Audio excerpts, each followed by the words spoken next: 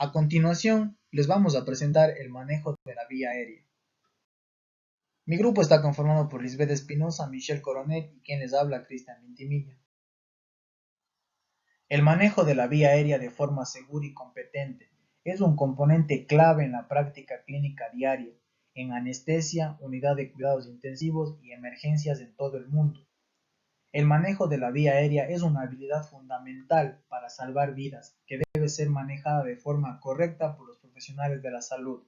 Es una intervención clave antes, durante y después del paro cardíaco. El método más adecuado varía según las competencias, experiencia del personal y enfermedad del paciente. Habilidades básicas del manejo de la vía aérea.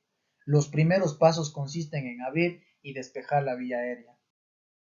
Para la apertura de la vía aérea, colocamos una mano en la frente y la otra en el mentón. Con la palma de la primera mano empujamos la frente para inclinar la cabeza hacia atrás, mientras que con la segunda mano levantamos la mandíbula llevando el mentón hacia adelante.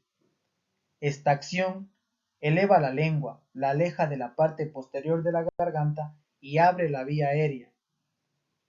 Este procedimiento debe ser realizado en pacientes sin trauma en cuello y cráneo. En pacientes con trauma cervical se realiza la tracción mandibular sin extensión de la cabeza. Para esta maniobra, coloque los dedos debajo de los ángulos de la mandíbula, logrando desplazarla hacia adelante. Si no consigue abrir la vía aérea, desplace la cabeza hacia atrás, ya que es prioritario mantener la vía aérea permeable. El segundo paso consiste en despejar la vía aérea.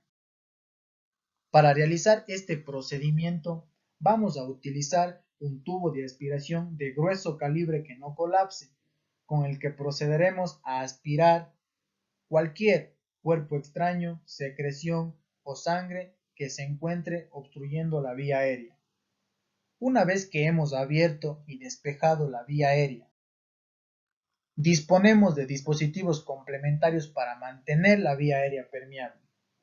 El primero de ellos, conocido como cánula orofaringea, es un dispositivo desechable de plástico en forma de J, de diferentes medidas, de la 8 a la 10 en adultos, que debe ser utilizado en pacientes inconscientes y sin reflejo nauseoso. Para elegir la medida correcta, coloque la cánula junto a la mejilla, con el borde en la parte de la comisura de la boca y la punta en el ángulo de la mandíbula. Para usar este dispositivo complementario, colóquelo curvándolo hacia arriba con la punta hacia el paladar duro. Una vez cerca de la pared posterior de la faringe, gírelo 180 grados. Cuando la cánula orofaringea se encuentre insertada completamente, va a mantener a la lengua alejada de la pared posterior de la faringe. Sin embargo, debemos tener ciertas precauciones al momento de realizar esta maniobra, ya que si la cánula es muy grande puede obstruir la laringe o causar traumas en las estructuras de la misma, y si son muy pequeñas o se coloca de manera incorrecta, puede empujar la base de la lengua hacia atrás y obstruir la vía aérea. Como segundo dispositivo complementario para mantener la vía aérea permeable, disponemos de una cánula nasofaringea. La cánula nasofaringea se utiliza en pacientes conscientes e inconscientes, con o sin reflejo nauseoso. Al escoger el tamaño, compruebe que la longitud de la cánula nasofaringea sea igual a la distancia desde la punta de la nariz al lóbulo de la oreja. Antes de intubarla, lubrique la cánula con analgésico o lubricante soluble en agua. Introduzca la cánula en la fosa nasal en dirección posterior, perpendicular al plano de la cara. Si se introduce correctamente, debe traspasar la cavidad nasal hacia la faringe, dejando la vía libre para ventilación y aspiración. Si no se logra, extráigala 1 centímetro, gírela un poco y vuelva a ingresarla. Si continúa notando resistencia, retírela e inténtelo en la otra fosa nasal. Al introducir una cánula orofaringea o nasofaringea, es importante oír ruidos respiratorios para comprobar si se está realizando una ventilación adecuada. Ventilación con bolsa mascarilla. Primero observemos el dispositivo. Está formado por una bolsa, conectado a una mascarilla facial transparente en forma de cono que cubre la nariz y la boca, junto a una almohadilla inflable en el extremo. ¿Cómo usar correctamente la bolsa mascarilla? Sitúese a la cabeza del paciente y coloque la mascarilla en la cara, fijándola firmemente con el dedo pulgar y índice en forma de C, mientras que con los 3 dedos restantes en forma de E procedemos a elevar la mandíbula y abrir la vía aérea. Si se ventila correctamente, observaremos la elevación torácica. La forma más efectiva de ventilar es con 2 personas. El primer proveedor mantiene abierta la vía aérea y fijada la mascarilla con los mismos pasos citados anteriormente, mientras que el segundo proveedor proporciona ventilaciones con la bolsa. En pacientes en paro cardiorrespiratorio, se realiza una ventilación durante 1 segundo. Si el paciente tiene circulación espontánea, pero necesita ventilación, realizamos una ventilación cada 5 a 6 segundos. A continuación vamos a presentar acerca de los dispositivos avanzados de la vía aérea, los cuales presentan muchas ventajas, ya que aíslan la vía aérea y reducen el riesgo de aspiración e insuflación gástrica. Cuando se introduce un dispositivo avanzado durante la RCP, se debe realizar una ventilación cada 6 segundos sin interrumpir las compresiones torácicas. Entre las indicaciones de uso de los dispositivos avanzados se encuentra la dificultad para realizar una ventilación eficaz con bolsa amarilla y la necesidad de aislar la vía aérea. Los médicos pueden usar un dispositivo avanzado para realizar en forma segura las ventilaciones tan efectivas como proporciona la bolsa mascarilla. Los dispositivos avanzados para la vía aérea que los profesionales de la salud pueden insertar sin interrumpir las compresiones torácicas incluyen los dispositivos supraglótidos como la máscara laringea, el tubo laringeo y el combitube. Vía aérea con mascarilla laringea. La máscara laringea es un dispositivo supraglótido que se puede insertar sin visualizar la glotis. Se puede introducir durante la RCP sin interrumpir las compresiones torácicas. La máscara laringea es un tubo con un cojín inflable distal que se coloca en la hipofaringe del paciente. Coloque la máscara laringea en la boca abierta del paciente, orientando la abertura hacia la lengua e introdúzcale hasta el final de la lengua. Con el dedo índice presione con cuidado el dispositivo contra el paladar y desplácelo hacia abajo. Continúe introduciendo el dispositivo hasta que note resistencia, lo que indica que el extremo distal del tubo ha llegado a la hipofaringe. Retire el dedo e infle la mascarilla. Una vez inflada la mascarilla laringea ya quedará centrada en la boca. Si está bien colocada, el oxígeno fluirá por la luz del dispositivo hasta la tráquea. El tubo laringeo es un dispositivo supraglótido que los profesionales pueden insertar en pacientes inconscientes.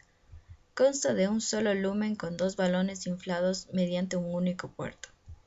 La punta distal del tubo está angulada y biselada para deslizarse fácilmente por el esófago superior colapsado. Durante la RCP se puede insertar el dispositivo mientras continúan las compresiones torácicas. También se puede insertar sin visualizar la glotis. El diseño del dispositivo también reduce el riesgo de insertarle en la tráquea. Cuando el tubo llega al esófago notará resistencia. Infle los balones con una única jeringa. Combitube o tubo esófago traqueal. Es un dispositivo supraglótido que se puede introducir durante la RCP sin interrumpir las compresiones torácicas y sin visualizar la glotis. Está formado por 2 lúmenes unidos. Cada tubo se puede utilizar para proporcionar oxígeno y ventilación en función de cómo esté insertado. El tubo más largo de color azul marcado con el número 1 proporciona ventilaciones mediante 8 pequeñas aberturas laterales que se ofrecen a la laringe. El otro tubo más corto, transparente, marcado con el número 2, proporciona directamente ventilaciones a través del orificio al final del tubo. Con el tubo colocado en el paciente, use la jeringa azul grande para inflar el balón faríngeo a través del puerto etiquetado con el número 1. Y después use la jeringa pequeña para inflar el manguito distal del puerto 2. El extremo distal del dispositivo llegará hasta el esófago o la tráquea. Si llega al esófago, el balón bloqueará la entrada y salida del flujo del aire del esófago, y la ventilación hacia la tráquea se realizará por medio de la luz número 1 y a través de las aberturas laterales. Si la punta del tubo llega a la tráquea, el reanimador puede usar el lumen número 2 para administrar ventilación directamente en la tráquea.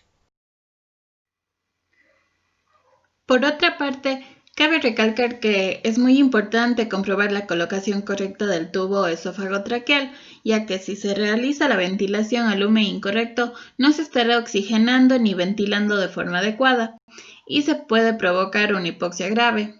Una ventilación incorrecta al esófago también puede provocar una insuflación gástrica que puede complicar la ventilación. El tubo endotraqueal era considerado el método adecuado para manejar la vía aérea durante el paro cardíaco. Sin embargo, si la intubación se realiza con un personal que no está entrenado o que no lo hace con frecuencia, se podría producir complicaciones sumamente graves, como son traumatismos en la orofaringe, una colocación incorrecta en el esófago o en el bronquio derecho. La intubación endotraqueal tiene múltiples ventajas, como mantener la vía aérea permeable, permitir la aspiración de la vía aérea, acelerar la administración de concentraciones altas de oxígeno y también sirve como una vía alternativa para administrar medicamentos si es que no existe una vía intravenosa o una vía intraósea. Y se puede usar un balón para proteger la vía aérea de la aspiración. Para insertar el tubo endotraqueal, colocamos la cabeza del paciente en posición de olfateo neutral. Luego procedemos a insertar la hoja del laringoscopio en la boca del paciente. Elevamos el laringoscopio en vertical y hacia afuera para ver las cuerdas vocales y la abertura glótica. Insertamos el tubo endotraqueal directamente en las cuerdas endotraqueales hacia la tráquea hasta que el balón pase las cuerdas. Y luego se procederá a inflar el balón y con la ayuda de un monitor de capnografía podemos comprobar si la colocación es correcta. Dispositivos de confirmación. Existen algunos dispositivos que nos ayudarán a confirmar si el tubo ha sido insertado de manera correcta. La capnografía es uno de ellos. Se encarga de monitorizar la cantidad de dióxido de carbono que exhala el paciente. La American Heart Association recomienda que la capnografía se utiliza para confirmar y monitorizar la ubicación correcta del tubo endotraqueal. Sin embargo, estudios científicos aún no han validado la capnografía como un método para confirmación. Así es como una onda de CO2 al final de la expiración se ve. La medición del dióxido de carbono al final de la expiración o exhalación puede verse como una forma de onda donde el nivel del CO2 sube con la exhalación y baja con la inhalación incluso hasta cero. Aunque se esté ventilando correctamente, las compresiones torácicas producirán una lectura de CO2 al final de la aspiración que será baja, ya que hasta el mejor RCP produce un gasto cardíaco y un flujo pulmonar que es 25 a 30% menor de lo normal. Los capnógrafos que muestran la toma de onda y un número dan la información más completa. Se debe conectar el monitor entre el dispositivo de una vía aérea avanzada y la bolsa o el ventilador. La capnografía proporciona una demostración gráfica del dióxido de carbono exhalado con cada respiración. Con los pulmones sanos, la forma de onda característicamente está dividida en 4 fases que tienen lugar durante la inspiración y expiración. Cuando el paciente comienza a inhalar, la curva baja a 0. Al continuar inhalando, debe seguir siendo 0. Cuando comienza a exhalar, la porción inicial de respiración es el aire que queda entre el espacio muerto, que está comprendido entre lo que es el tubo de ventilación y la tráquea. Cuando el alveolo comienza a vaciarse, los niveles de dióxido de carbono comienzan a aumentar y aparece una desviación hacia arriba al comienzo de la curva de lo que es el dióxido de carbono. Mientras continúa la exhalación, el dióxido de carbono continúa saliendo de los pulmones hasta que comienza a ventilar la siguiente. El valor más alto de la curva es el dióxido de carbono al final de la expiración. Para los pacientes con perfusión normal, una lectura de CO2 al final de la expiración que se encuentre menor a los 33 milímetros de mercurio nos indica una hiperventilación, mientras que más de 45 milímetros de mercurio sugiere una hipoventilación. El detector colorimétrico de CO2 al final de la expiración es otro tipo de dispositivo de confirmación que cambia de color cuando éste detecta CO2. Detector esofágico. Es un dispositivo de confirmación adicional. Está formado por una pera que se comprime y va unida al tubo endotraqueal.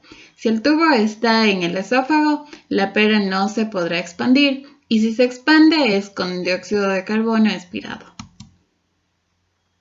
Existe también un modelo alternativo que consiste en conectar una jeringa grande de aspiración al tubo endotraqueal. Si el tubo está bien colocado, el émbolo se podrá retraer con facilidad. Si está en el esófago, el émbolo no se podrá mover.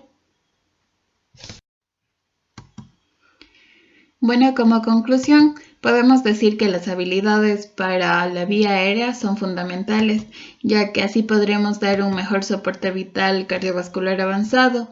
Con el entrenamiento correcto, la práctica y el uso de los mismos, podremos mejorar nuestras habilidades y dar así un mejor cuidado del paciente.